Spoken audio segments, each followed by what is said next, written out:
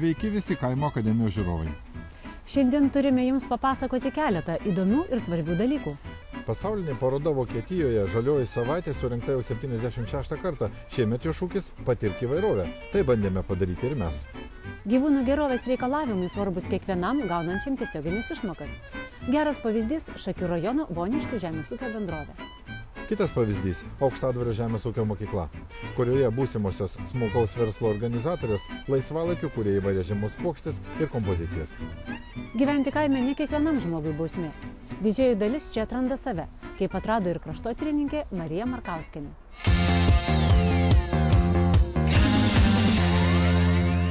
Kaimo akademija dabar Berlyno parodų centre. Čia visą praėjusią savaitę šurmuliavo Žalioji savaitė. Tai didžiausia pasaulyje tokio tipo paroda.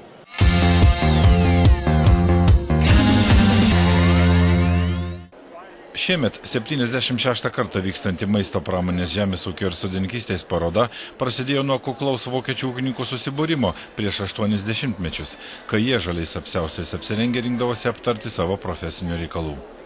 Pernai parodą aplankė jau 30 milijoninis lankytojas.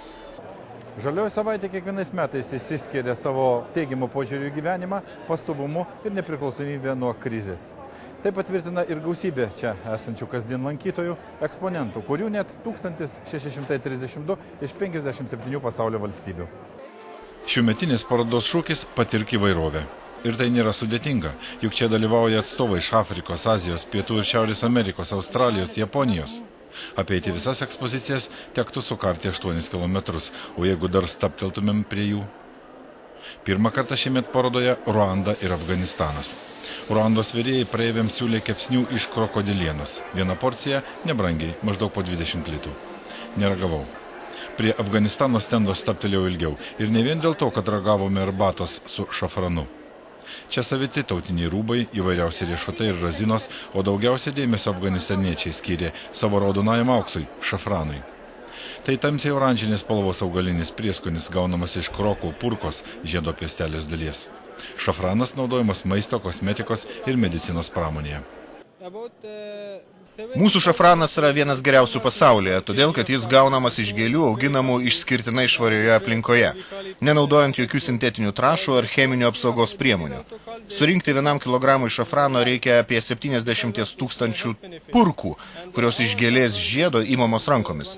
Vienas žmogus per darbo dieną surenka tik 60-80 gramų žaliavos, o kilogramas šafrano kainuoja apie $15 000. Aukštą mūsų šafrano kokybę patvirtino laboratorijos Prancūzijoje ir Vokietijoje. Visai greta afganistaniečių Nepalo paviljonas, jau iš toli viliojantis įmantriausiais arbatų kvapais. Kelios dešimtys arbatų rūšių iš tolimojo krašto traukia daugelį. Nebrangiai, už 100 gramų nuo 2,3 iki 5 eurų ir mums visiškai nematytų arbatų. Tai tikrai naujiena Europoje. Mes ją vadinam džoti arbata. Joje nėra nei žaliai, nei juodai arbatai būdingų arbatžolių. Tai Nepalo aukštikalnėse augančių vaistažolių mišinys. Labai populiarus mūsų šalyje ir ypač tarp lygumų gyventojų. Suteikia kūnui šilumos. Jie galima gerti ir su pienu. Paruošimo būdas ilgesnis nei visų arbatų. Reikia 10-15 minučių, bet ji labai gero skonio. Norėdami Žalioje savaitėje patirti gražią įvairovę, būtina aplankyti didįjį gėlių paviljoną. Jame 30 000 jau dabar žydinčių įvairiausių gėlių. Visos jos tarsi pavasario simfonija. Bene labiausiai nuotaiką atspindi dekoratyvus orkestras, kuriame natos, partitūros, muzikantai, gėlės. Praktiškiams gėlių mėgėjams naudingas Olandų paviljonas, kuriame tikras pavasaris ir kabančios orchidėjos. Šios orchidėjos auga ore, joms nereikia žemės, reikia vandens ir saulės šviesos. Labai gražios ir populiarios Vokietijoje, Olandijoje. Tokios orchidėjos ir labai stiprios, jos nuskintos gali išbūti 2-3 savaitės.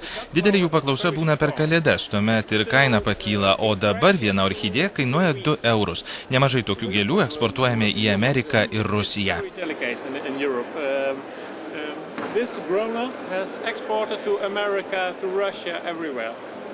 Dar viena įdomybė Olandų paviljone mėlynai žydintis nedidelis medelis.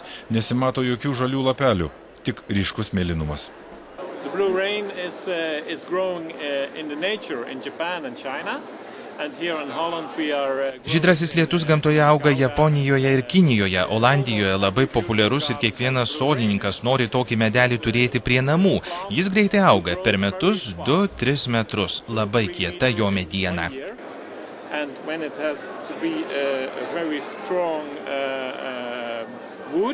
Paklaustas, ar galima būtų tokį auginti Lietuvoje, mat po jo parašyta, kad tai draugystės medis ir padovanojęs jį, tampi geriausiu draugu, Olandas nedvėjodamas sakė. Manau, kad taip. Nušalti jis gali, jei temperatūra nukristų žemiau 15 laipsnių šalčio, bet jį žiemai galima apdengti. Aišku, rizikos bus, medelių reikia ir kuo daugiau saulės bei geros žemės. Visoje parodoje daug naujovių, tačiau lietuviškame stende jų taip pat galima rasti. Pirmą kartą šiemet čia dalyvauja žemaičiai. Žemaičiai. Gyvas Žalias maistas, taip. Ką tai reiškia? Tai reiškia, iš pasaulėžiūros apie gyvą maistą, tai pasaulyje yra žinoma maitinimo būdas toksai, kai yra maistas neapdorotas iki 45 laipsnių temperatūroje. Mes tikimės, kad tai bus labai populiaru, nes sako, vokiečiai irgi labai domisi sveiko gyvenimo būdu.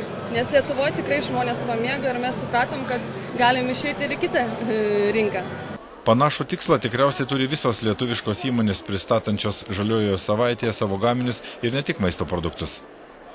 Tam pačiam tikslui paviljone buvo organizuoti ir įvairiausiai dalykiniai susitikimai. Tokių buvo labai daug dvišalių susitikimų su ministrais. Įsimintinas, gal sakyčiau, su Ukrainos žemės ūkio ministru buvo sutarta dėl grūdų, Lietuvai pašarinių grūdų pardavimo, ko dabar trūksta, ir tai atpigintų mūsų mėsos produktus, kurie patenka į prekystalį. Taip pat buvo geri susitikimai su Azerbaidžano žemės ūkio ministru, su Čekijos žemės ūkio ministru, su Vokietijos žemės ūkio ministre, su Rusijos žemės ūkio ministrė Skrinik. Daugelį tokių susitikimų, o aš jau nekalbu apie Vokietijos atskirų žemių, Saksonijos, Anhalto, reiškia Meklenburgo ir kitų žemių ministrais, kurie, tos žemės yra gerokai didesnės negu Lietuva keletą kartų. Tai buvo tikrai produktyvus, labai naudingi Lietuvai dvišaliai susitikimai.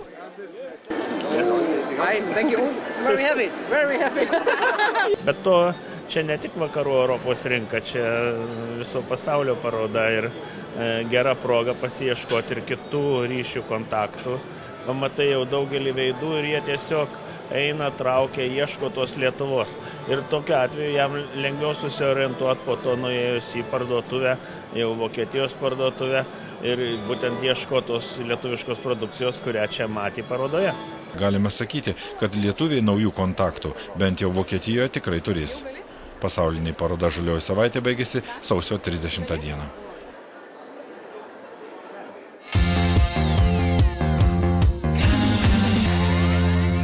Gyvūnų gerovė vienas iš svarbesnių reikalavimų, į kurį jau nuo šių metų bus atsižvelgiama skiriant tiesioginę paramą žemdirbiams. Kaip tinkamai sutvarkyti gyvulių laikymo sąlygas, galima pasimokyti iš Šakių rajono Voniškių žemės ūkio bendrovės specialistų.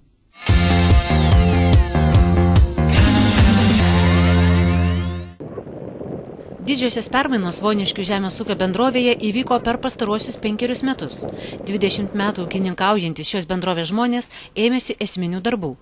Griovė senus, dar iš kolūkio paveldėtus tvartus ir projektavo naujus, modernius, pritaikytus didesniam galvijų skaičiui su geresnėmis darbo sąlygomis žmonėms. Įgyvendinti 5 investiciniai projektai akivaizdžiai pakėlė gamybos rezultatus, melžiamas daug geresnės kokybės pienas. Mes dabar čia esame fermoje, kuri yra pati pirmoji iš jūsų visų statytų bendrovėje, ar jau... Šita ferma yra pastatyta prieš 5 metus, pradėta eksploatuoti 2006 metais sausio mėnesį. Tai čia mes esame 275 vietų karvių tvarte. Kas keitėsi jūsų bendrovėje nuo to laiko, kai pradėjote ūkininkauti? Kadangi pas mus buvo seno tipo, sovietinio tipo tvartai, kur buvo labai paprasta mechanizacija, arkliniai vežimai ir rankinis darbas, ir netitiko esamų reikalavimų. Ir reikėjo keisti gyvulių laikymo sąlygas, technologinius sprendimus, šėrimo, gyvulių laikymo. Ir žinoma, žmonių darbo sąlygas reikėjo keisti. ir iš esmės naujose tvartuose viskas iš esmės pasikeitė. Į gyvulių laikymo, mėšlo šalinimo, šėrimo, visos technologijos yra mechanizuotas ir automatizuotas. Čia žymiai didesnė erdvė, žymiai geresnis mikroklimatas, ventiliacinė sistema veikia vasarą, įjungiami ventiliatoriai, atidaromi šoninės užuolaidos, duris ir pakankamai erdvų, būna žymiai sveikesni gyvuliai ir žymiai ėmėm daugiau gauti produkcijos iš tų gyvulių ir sveikesni gyvuliai. Šitam tvarte šviesų, tai turbūt kaip scenai vidury vasaros atrodo, kad apšvietimas turėtų būti labai geras. Kaip jūs šitą klausimą įsprendėte? Čia ne dėl lempų, matau, taip yra. Na, žinoma, kiekvienam pastate mes dabar statydami žiūrim, kad būtų puikiai spręsta ventiliacijos sistema veiktų ir, žinoma, visur yra švieslangiai sudėti. Tai va, tie švieslangiai labai pagerina šviesos patekimą į pastato vidų ir jeigu šviečia saulė, tai ir tvarte saulė šviečia. Henrikas Braškys pasakojo, kad naujus sprendimus priima išnagrinėję ne tik svetimą, bet ir savo patirtį. Rekonstruojant seną tvartą ne viską galima pakeisti taip, kaip nori, todėl statydami antrąjį tvartą tobulino tai, apie ką pirmą kartą statant nebuvo pagalvota. Šitas erdvesnis, aukštesnis pastatas, čia maždaug 1500 kubinių metrų erdvės yra daugiau negu anam tvarte. Technologiškai, kas žiūriu, kad guliavietės ne visai tokios? Technologiškai, reiškia, guliavietės, kadangi čia yra daug grupių ir būtų labai nepatogu aptarnauti darbuotojams tas vadinamas šiaudų lovas, jas papildyti, nes reikėtų darinėti vartus, žodžiu, jau toks sunkus būtų ir darbas, nelabai patogus. Tai čia nutarėm, kad kiliminė danga guliavietės turi būti. O vaikščiojimo takuose palikom betonuotas, bet, kaip sakyti, figūrinės grindis, kad neslidinėtų. Ir šičia kitaip yra, kadangi platesnis tvartas yra šėrimo takas žymiai platesnis.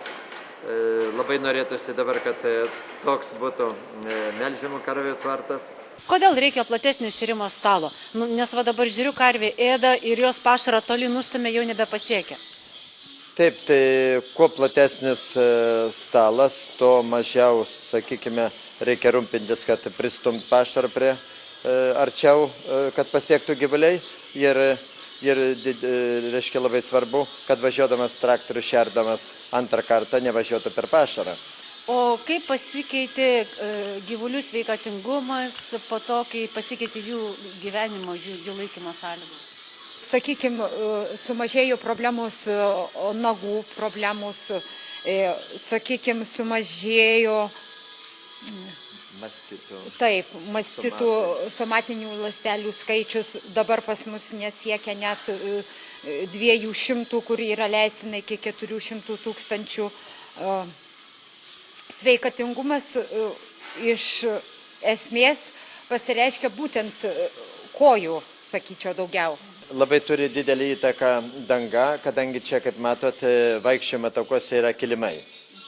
Reiškia, šitas... Gražiai skamba, kilimai karvėms. Taip, karvės vaikščiojo kilimais, o guli lovose, šiaudų lovose, žinoma. Tai vat skamba iš tikrųjų gerai ir jeigu iš tiesų šitos lovos irgi sveikatingumą labai pagerina, ypatingai tešmens, mes neturim problemų nei su bakterijomis, nei su somatais.